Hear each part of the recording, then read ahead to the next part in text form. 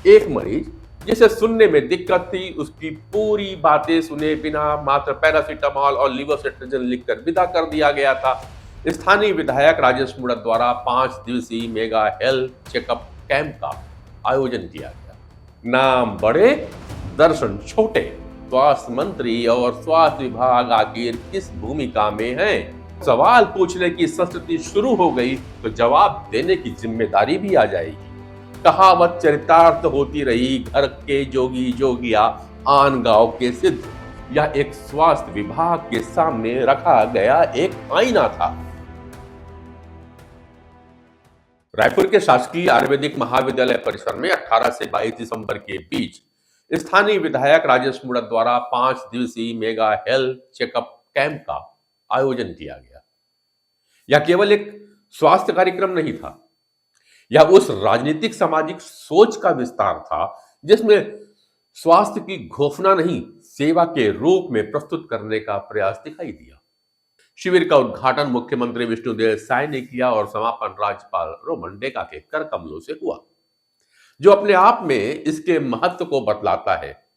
शिविर की सबसे बड़ी विशेषता यह थी कि एलोपैथी, आयुर्वेद, होम्योपैथी और वैकल्पिक चिकित्सा पद्धतियां सब एक ही परिसर में एक साथ मौजूद थी। जांच से लेकर इलाज तक pathology, radiology, sonography, X-ray, MRI जैसी, सीटी स्कैन जैसी महंगी जांचें निःशुल्क उपलब्ध कराई गई। कुछ सुविधाएं शिविर स्थल पर थी, जबकि कुछ के लिए संबंधित अस्पतालों में रेफर किया गया मरीजों को।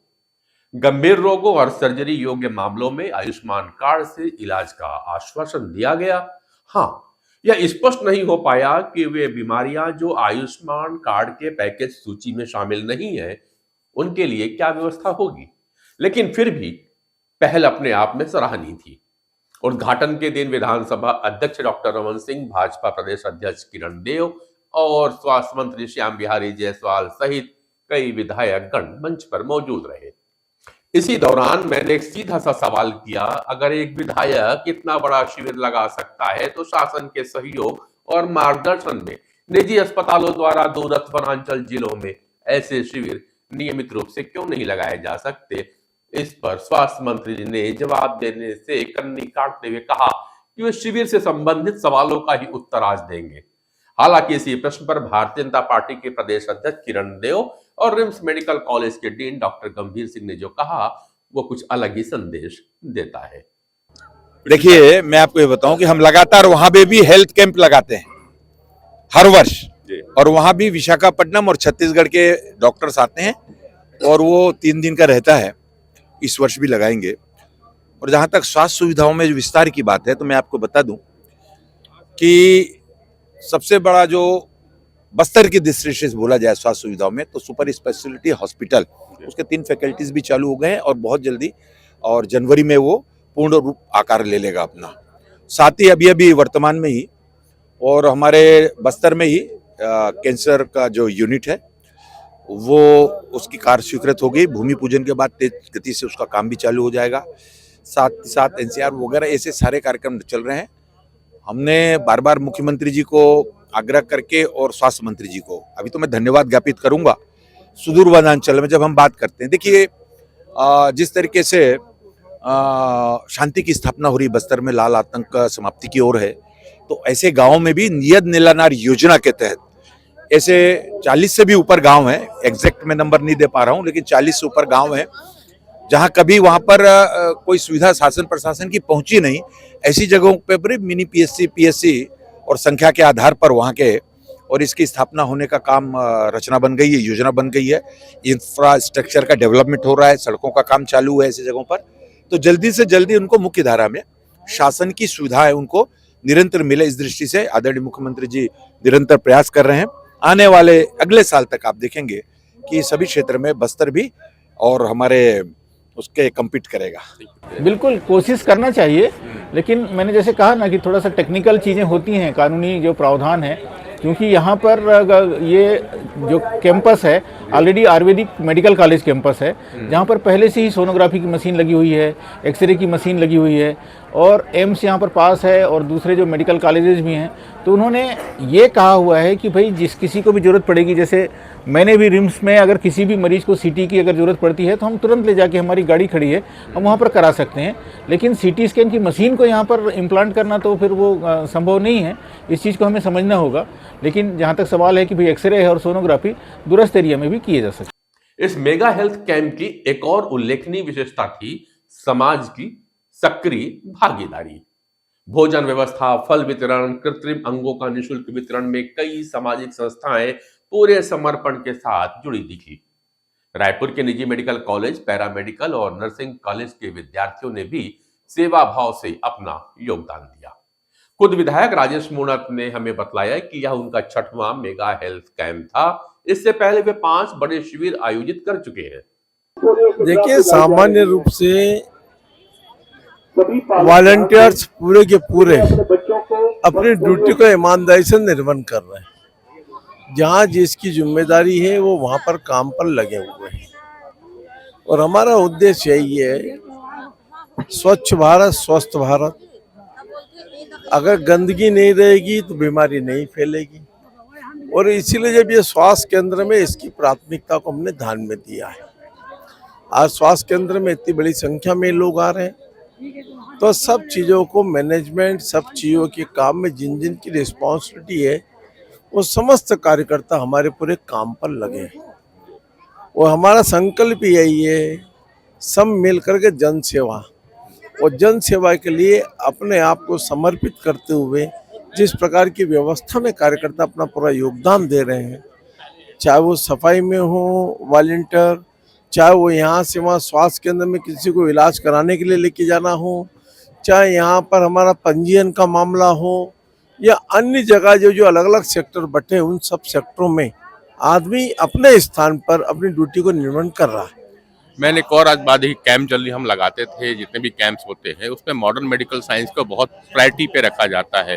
इस कैंप पे मैंने एक और ऑब्जर्व किया, वो ये देखा कि आपने आयुर्वेद और होम्योपैथी को भी यहाँ काफी बढ़ावा दिया है। और एक मैं एक्यूपंक्चर का भी देखा था कि एक्यूपंक्चर में भी कुछ डॉक्टर्स आए थे जिन्होंने कई गंभीर बीमारियों का तत्काल इलाज किया। ये बराबर डोम दिया है, ये सोच, और इसको समझना चाहूंगा कि आयुष विभाग की पूरी टीम जो आप लाए हैं और समानता से दे रहे हैं, इसके प्रति कब आपके दिमाग में बात आ गई? देखिए, सामान्यतः पहले आयुर्वेद की पद्धति ही चर्चित थी, धीरे धीरे थोड़ी विलोपित हो गई, एलोपैथी उसमें हावी हो गया। आज के वर्तमान युग में धीरे धीरे आयुर्वेदिक का फिर अपना एक स्थान बनते जा रहा है। और माननीय प्रधानमंत्री जी ने इस आयुर्वेदिक की पद्धति को प्रोत्साहन दिया, बढ़ाया है, और यहाँ पर लोगों को विश्वास हुआ है। तो धीरे धीरे आयुर्वेदिक वाले भी अपने बहुत बड़ा स्टॉल है, बहुत डॉक्टर है, हर पैथोलॉजी के अलग अलग डॉक्टर भी उनके यहाँ आए हुए हैं। वैसे ही होम्योपैथिक में भी हैं, होम्योपैथिक में भी सब सेक्टर के लोग आए हैं। एक्यूप्रेशर के अंदर भी अलग अलग पैथी है, लोगों ने ठीक किया। डॉक्टर सोनी आया था, जगदलपुर से आया, वो उसने निडल के माध्यम से कई चीज़ों को उसने दबा के नसों को ठीक किया, कई लोग चल लिए उससे। तो ऐसे हर पद्धति का लाभ एक छत के नीचे मिल जाए, ये पूरे कैंप का मूल उद्देश्य है।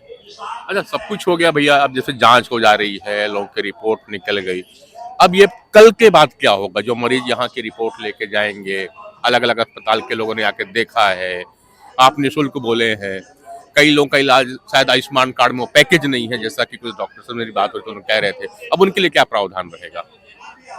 देखिए, कंफ्यूजन क्लियर, ये परीक्षण, निरीक्षण और उपचार आयुष्मान कार्ड बना हुआ, उनका काम होगा, जहाँ जरूरत पड़ेगी सहयोग करेंगे। जनता की सुविधा के लिए ऑनलाइन और ऑफलाइन दोनों तरह के पंजीयन की व्यवस्था थी। बीमारियों की स्क्रूटनी के लिए 3 स्तरीय प्रणाली बनाई गई थी। पहला चक्र था जिसमें 16 से ज्यादा काउंटर थे, जहां पे जनरल प्रैक्टिशनर बैठे थे। दूसरा चक्र रायपुर के बड़े अस्पतालों के डॉक्टरों के लिए रखा गया था। तीसरा चक्र स्थानीय सुपर स्पेशलिटी डॉक्टरों का था, जो दोपहर 2 बजे के बाद आयुर्वेदिक मेडिकल हॉस्पिटल के कमरों में बैठा करते थे। लेकिन आयुर्वेद के सभी विशेषज्ञ अपने अपने पेविलियन में बैठे थे। बाहर से आए सुपर स्पेशलिस्ट डॉक्टरों के लिए आयुर्वेदिक पीजी बिल्डिंग में अलग से व्यवस्था की गई थी। पैथोलॉजी और ब्लड टेस्ट के लिए विशाल पेविलियन, आयुर्वेदिक मेडिकल हॉस्पिटल में 6 सोनोग्राफी मशीनें, फार्मेसी पैविलियन में हर उम्र के लिए एलोपैथी दवाइयां और आयुर्वेद और होम्योपैथी के अलग अलग डोम बने थे। अल्टरनेटिव मेडिसिन और इंटीग्रेटेड होलिस्टिक चिकित्सा ने शिविर को एक अलग आयाम दिया। एक्यूपंक्चर विभाग में डॉक्टर सोनी के उपचार से मरीजों को तात्कालिक राहत मिलती दिखाई दी थी। इंटीग्रेटेड होलिस्टिक कॉन्सेप्ट के तहत पॉजिटिव हेल्थ जोन द्वारा ऑरा चेक किया गया, जहां मुझे स्वयं लोगों के साथ काम करने का अवसर भी मिला। खबर है कि 10 से 12 हजार लोगों की मौजूदगी प्रतिदिन होती थी। इसके बावजूद पूरा परिसर साफ सुथरा रहा। स्वास्थ्य विभाग सहित अन्य विभागों की सक्रियता इस आयोजन की बड़ी ताकत रही। कुल मिलाकर यह शिविर रायपुर के स्वास्थ्य आयोजनों में एक मील का पत्थर है, इसमें कोई संदेह नहीं। लेकिन सवाल भी यहीं से शुरू होते हैं। हर बड़े आयोजन की तरह यहां भी सब कुछ परफेक्ट नहीं था। मैं पूरे 5 दिन सुबह से शाम तक शिविर में मौजूद रहा, इसलिए जो देखा, जो महसूस किया, उसे आपसे साझा करता हूं। सबसे बड़ी कमी जो मुझे दिखाई दी वह थी आपसी कोऑर्डिनेशन की। पंजीयन काउंटर और प्रथम चक्र की टीम मरीजों और उनके परिजनों को सही मार्गदर्शन में चूकती दिखाई दे रही थी। जैसे पर्ची तो बन रहा है, रजिस्ट्रेशन बन रहा है, लेकिन उसको वहां तक ले जाने के लिए छोटा सा गैप दिख रहा है। लेकिन फिर भी हमारे जो कार्यकर्ता हैं वो उस चीज को काफी केयर कर रहे हैं। ये थोड़ा सा गैप है। दूसरा एक गैप मेरे को देखने को मिला, एक एडमिन विंग नहीं है। एडमिन विंग होना चाहिए था ताकि इंटर डिपार्टमेंट कोऑर्डिनेट कर पाए। ये एक देखने को मिला मेरे ऑब्जर्वेशन के हिसाब से। बाकी तो सारे डॉक्टर्स और पैरामेडिकल स्टाफ काबिले तारीफ है, जो ईमानदारी के साथ अपने जो विधा है उसको हमारे लोगों को दिया जा रहा है निःशुल्क तौर पे। लोग रूम नंबर, डॉक्टरों की उपलब्धता और विभागों को लेकर दिन भर भटकते रहे। पूछताछ काउंटर बने थे, लेकिन वहां प्रशिक्षित मेडिकल प्रोफेशनल नजर नहीं आए। कई जगह डॉक्टरों और रूम नंबर की सूची तक उपलब्ध नहीं थी। राज्य के बड़े अस्पतालों के बड़े बड़े बोर्ड लगे थे, सुपर स्पेशलिस्ट आने के दावे किए गए थे, लेकिन कई जगह मुझे केवल जूनियर डॉक्टर, नर्सिंग और पैरामेडिकल स्टाफ ही बैठे दिखे। कुछ स्थानों पर वही प्रिस्क्रिप्शन भी लिखते नजर आए।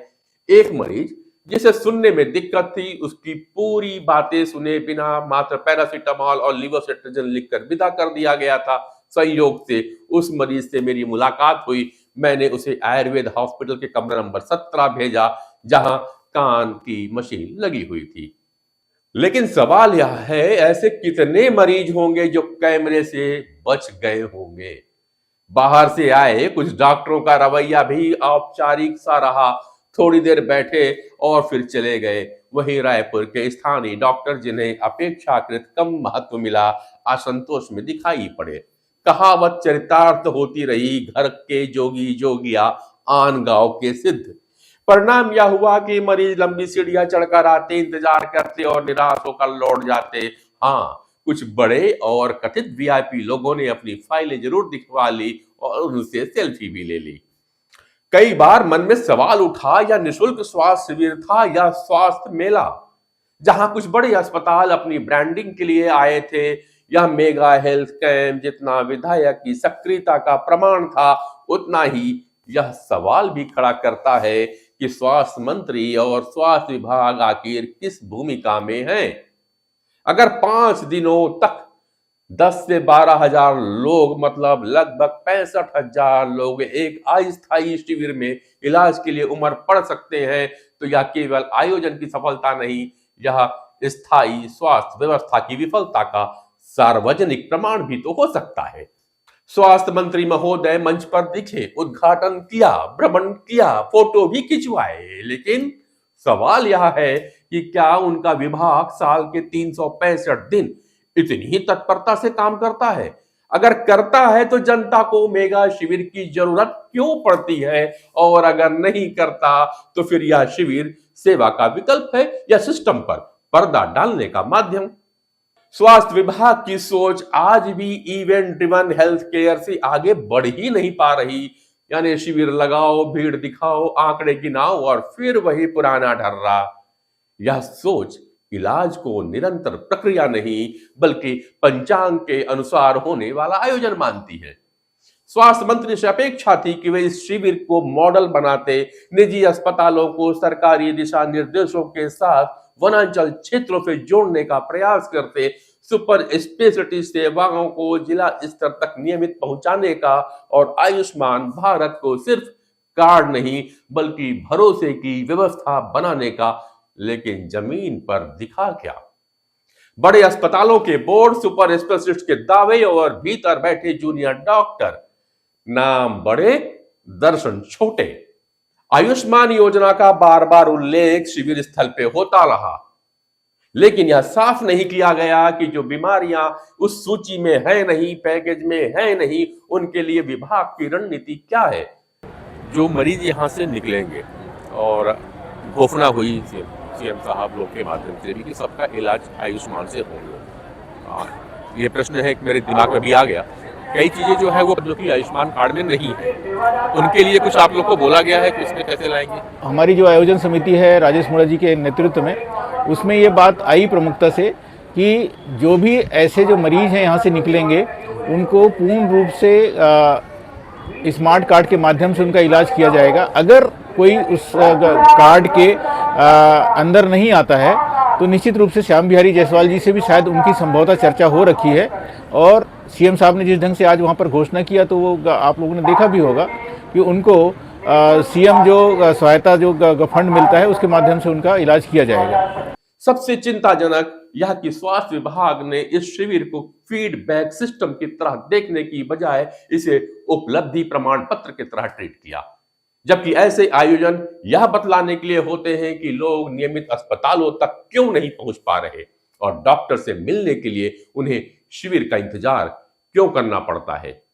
यदि विभाग वास्तव में गंभीर होता तो इस शिविर के आधार पर एक श्वेत पत्र तैयार किया जाता। कमियां, शिकायतें, भ्रम, डॉक्टरों की अनुपस्थिति और मरीजों की निराशा सब दर्ज होती।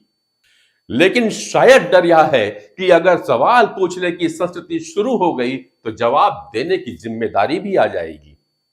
रायपुर का यह मेगा हेल्थ कैंप इसलिए याद रखा जाएगा क्योंकि यह सिर्फ एक शिविर नहीं था, यह एक स्वास्थ्य विभाग के सामने रखा गया एक आईना था।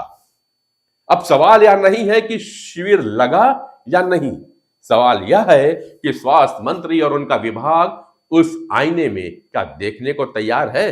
कमेंट्स और जवाब आप लिखिएगा। फिर मिलूंगा किसी नए विश्लेषण के साथ, आपका दोस्त नरेंद्र पांडे का। नमस्कार।